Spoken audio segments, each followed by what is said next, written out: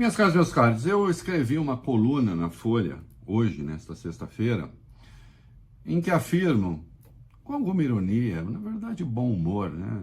Eu sou uma pessoa de natural bem-humorada, que os analistas econômicos precisam operar com mecanismos que tenham margem de erro inferior, ao menos, à da astrologia. Porque, às vezes, os astrólogos, numerólogos, né, estão conseguindo acertar mais do que aqueles que trabalham com medidas, com econometria. E eu não estou fazendo pouco caso dessas ferramentas, não. O que eu pergunto é se elas estão sendo bem manejadas, se a ideologia, por exemplo, não está contaminando o juízo técnico. Até agora, por exemplo, e foi aí que algumas pessoas ficaram irritadas, desnecessariamente. Mas até agora o fato é, as previsões da Márcia Sensitiva, feitas no fim do ano passado sobre o Brasil, estão, digamos, mais próximas da verdade do que as antevisões apocalípticas de alguns economistas e de alguns analistas de economia que atuam na imprensa. Será que não estão ouvindo lobbies demais e atentando de menos para a ciência? É uma pergunta. Porque se a Márcia Sensitiva está acertando mais e o seu padrão é a numerologia, a astrologia, eu não estou fazendo nenhum juízo de valor, deve haver alguma coisa errada com, então, a econometria desses outros. E não tem que se zangar com isso, não. Eu acho que é para falar assim, bom, quais são os fatores, ou foram os fatores, que nós desprezamos quando antevimos que o governo Lula, nesse primeiro semestre, seria uma catástrofe? Bom, não está sendo, felizmente. Eu não estou querendo meia culpa de ninguém, não. Estou querendo que se ajustem os instrumentos de análise. A taxa de desemprego no segundo trimestre ficou em 8%. É o menor patamar em 9 anos. Claro, há alguns dados aqui que não são assim tão bons. Por exemplo, o índice de informalidade de 39,2%, é muito alto. É muito alto. Mas o número de desempregados em relação ao primeiro trimestre caiu de 9,4 milhões para 8,6 milhões. Considerando aqui que entre os 98,9 milhões de pessoas, então, com renda em decorrência do seu trabalho, nós temos aí emprego com carteira assinada, né? Ainda muito baixo, 36,8 milhões, pessoas com CNPJ, outros que não têm informalidade, mas enfim, pessoas que têm uma renda. É claro que isso é bom. Tinha havido um aumento da desocupação no primeiro trimestre, o que fazia parte do jogo, porque a gente sabe que o fim do ano anterior, portanto, todo fim de ano, emprega alguns trabalhadores temporários, que depois perdem esse emprego, e agora nós temos esse número, que quando se coloca sendo o menor patamar no trimestre em 9 anos, é claro que isso é bom. Houve um aumento do emprego no setor público, 445 mil pessoas, sobretudo as prefeituras.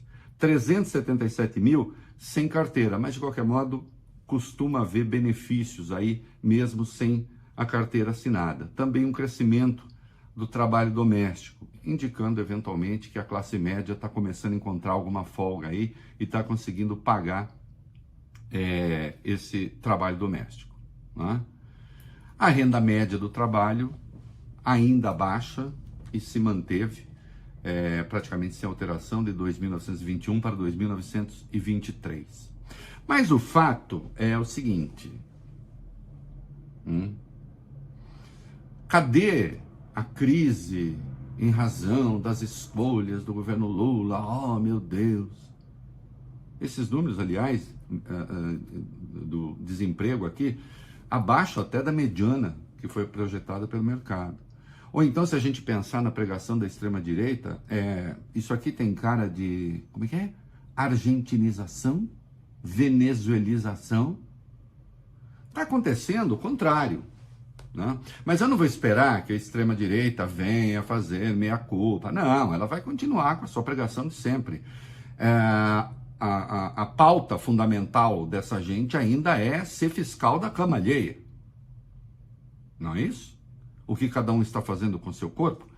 Eles não têm propostas alternativas para coisa nenhuma. Né? Ou como disse Rogério Marinho, as lágrimas, pensar na família. E nós sabemos que a extrema-direita está cheia de homens e famílias, né? Então, desses eu não espero nada. Agora, de alguns analistas que andaram antevendo o apocalipse desde a PEC da transição, sim, eu acho que esses devem alguma explicação. Pelo menos chegar a dizer, olha, nós deixamos de considerar alguns fatores importantes que estão aí, houve fatos novos, tentem elencar os fatos novos. Agora, admitir que houve um erro de análise, eu acho que isso é importante. Porque se não se admite o erro de análise, também não se tem instrumento para verificar outras coisas que o governo vai fazendo que podem estar certas ou erradas. E até eu brinco com a frase do Milor, né? Como é que é? Imprensa ou é oposição ou é armazém de secos e molhados. Não é verdade. Se a imprensa for oposição sempre, não importa o que se faça, ela vira partido político de oposição. Então, quando se acerta, é preciso dizer que é o acerto. Esses números são da PNAD contínua, do IBGE, e aqui aproveito para fazer um comentário, já escrevi a respeito, escrevo na minha coluna da Folha hoje, mas falo aqui com vocês também.